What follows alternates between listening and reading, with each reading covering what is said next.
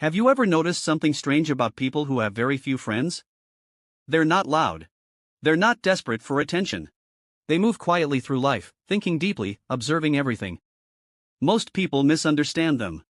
They assume something is wrong, that they're antisocial, broken, or that they somehow failed socially. But psychology tells a very different story.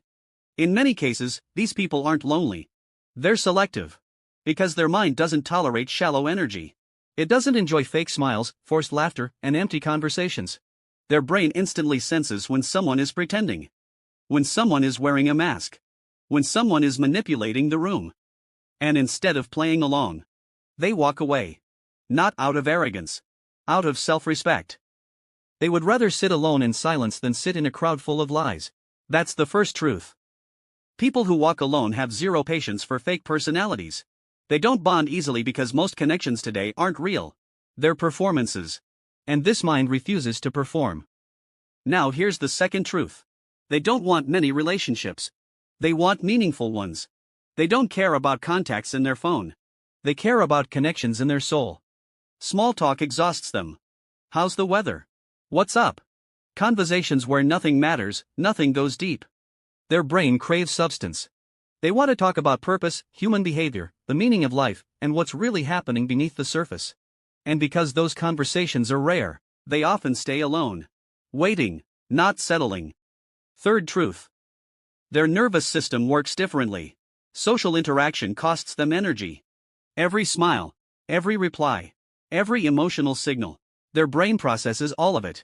While others relax in groups, their mind stays active, analyzing, feeling, absorbing everything.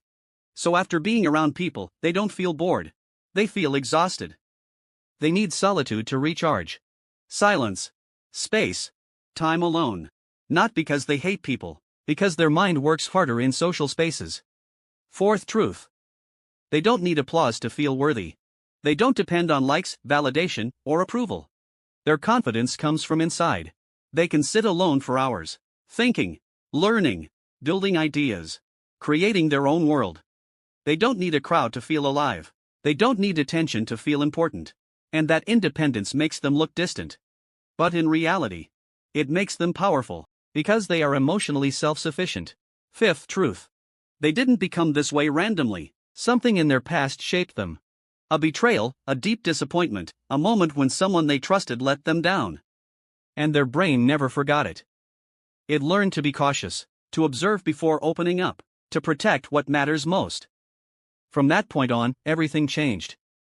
They began reading people more carefully, noticing hidden patterns and paying attention to consistency.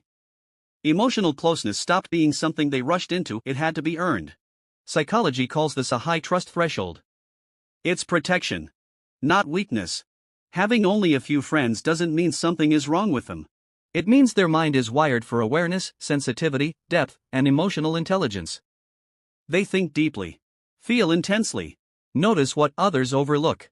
And sometimes, people like that walk alone for a while.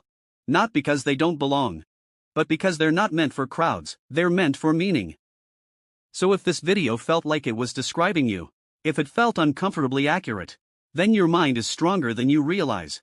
And if you want more psychology that explains you in ways school never did, subscribe now. Because the next video might reveal something about yourself you were never taught to understand.